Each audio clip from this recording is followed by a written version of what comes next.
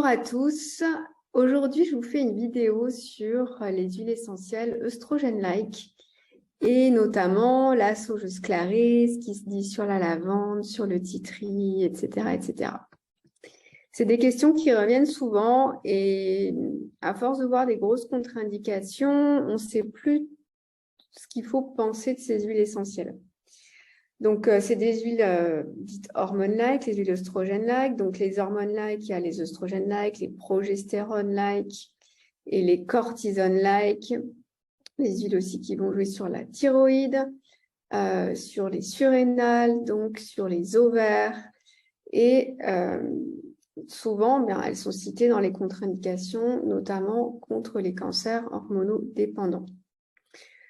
En aromathérapie scientifique, dans les œstrogènes-like, on inclut donc les huiles essentielles appartenant à la famille des phénols méthyléthers et notamment celles qui contiennent du méthylchavicol et du transanétol. Donc le méthylchavicol, on le trouve notamment dans le basilic tropical et l'estragon, et le transanétol dans l'anis vert, la badiane et le fenouil, les huiles essentielles.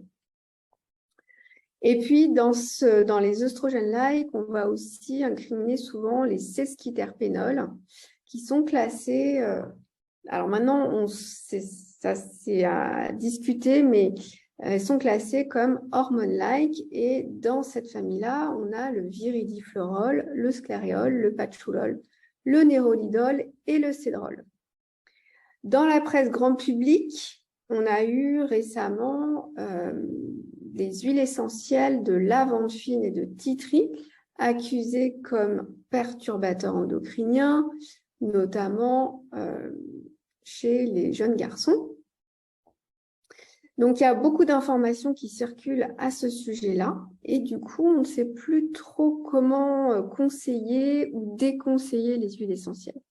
Donc, depuis quelques années, il y a des aromathérapeutes qui sont soucieux de ne pas induire en erreur les apprenants, donc je fais partie, et qui changent leur discours en revenant sur ce qui a été proclamé un peu sans vérification, notamment sur le sclaréol de la saugeuse clarée, et qui tentent de faire la part des choses entre les études, la pratique et les autres vérifications.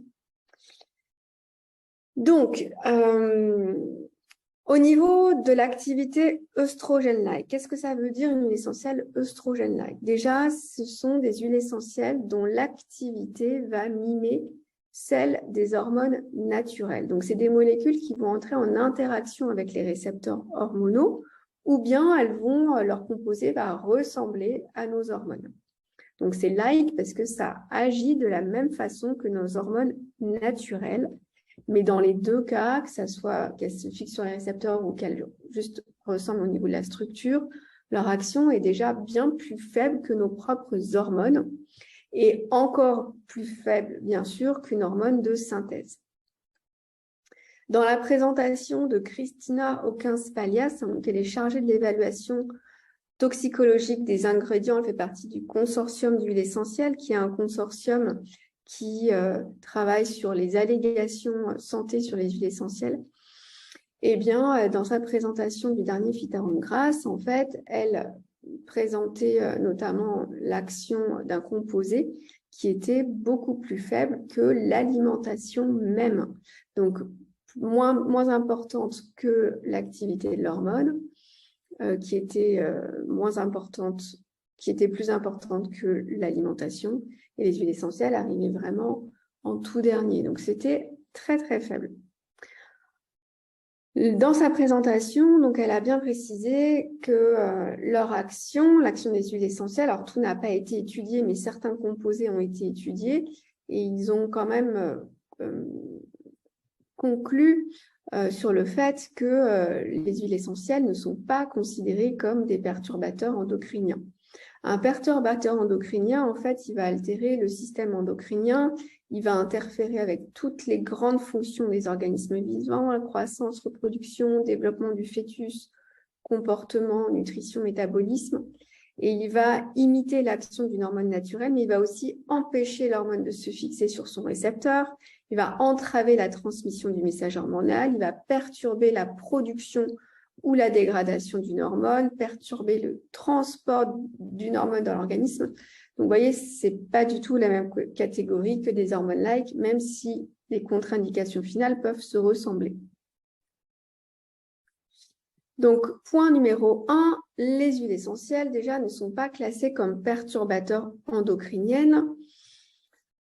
Les perturbateurs endocriniens avérés, ce sont plutôt les plastiques, donc le bisphénol A, et tout ce qu'on peut trouver dans les pesticides, les insecticides et tout ce qui est dans les produits organochlorés, organophosphatés, les engrais de l'agriculture intensif. Donc, déjà, on peut être rassuré à ce niveau-là.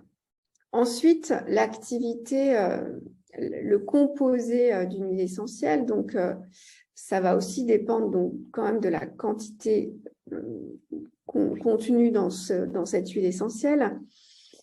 On peut se poser donc la question pour le méthylchalicol, du basique tropical ou le transanétol, mais sont remis quand même beaucoup en question les sesquiterpénols, avec notamment le viridiflorol du niaouli, qui en contient, selon les pays de provenance, de 2,5 à 10%, et ça va dépendre donc du pays de provenance. Il y a des niaoulis sans viridiflorol.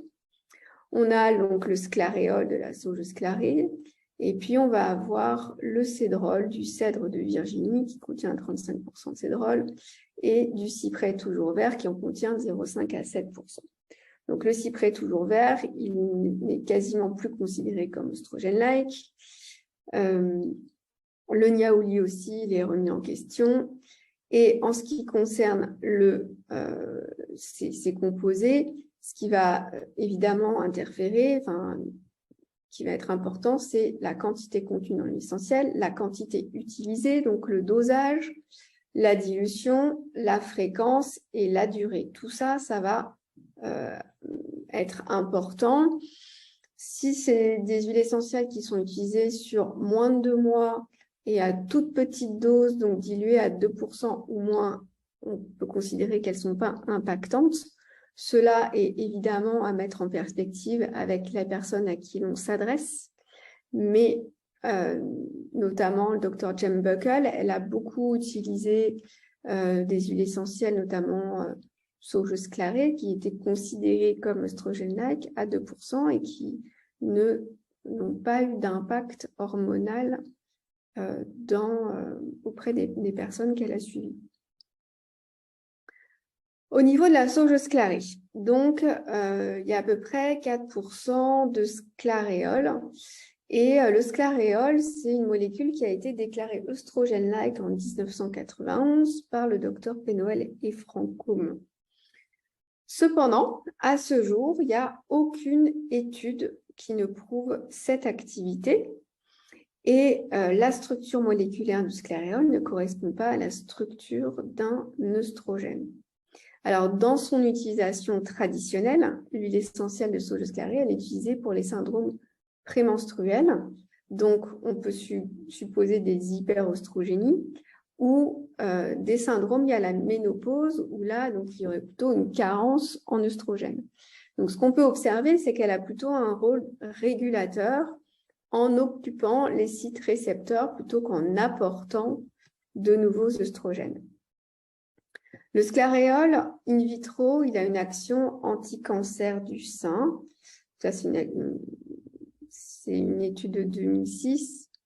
Et toujours in vitro, vient prévenir la croissance de cancer du sein et de l'utérus. Donc tout ça, bien sûr, c'est des in vitro. On ne peut pas faire des parallèles sur le corps humain. Mais ça suggère tout de même la possibilité que le sclaréol puisse en fait inhiber les œstrogènes et interagir avec les sites récepteurs. En tout cas, selon Tisserand, donc ça c'est des études tirées du livre de Tisserand Essential Oil Safety, pour lui, une chose est sûre, le sclaréol ne déclenchera pas de cancer du sein. C'est une huile essentielle qui est beaucoup utilisée dans les milieux anglo-saxons, notamment en diffusion, mais aussi en huile essentielle relaxante, anti-stress. Donc, quand on se pose la question, est-ce que je peux utiliser l'essentiel de sauge sclarée, notamment en olfaction? Eh bien, déjà, d'une part, il n'y a pas d'interaction médicamenteuse, il y a vraiment très peu de quantité d'huile essentielle respirée quand on fait des olfactions. Il y a quand même une action sur le système nerveux central avec l'hypothalamus, qui est donc le grand chef d'orchestre du système endocrinien. Donc, on pourrait à juste titre se poser la question, est-ce que ça ne va pas interférer à ce niveau-là? En tout cas, jusqu'à présent, cette huile essentielle, elle est utilisée sans risque en olfaction auprès de tout public. J'espère que ça vous a éclairé sur l'utilisation des huiles essentielles œstrogènes-like. Je vous souhaite une bonne fin de journée ou une bonne soirée selon quand vous regardez cette vidéo. À très bientôt.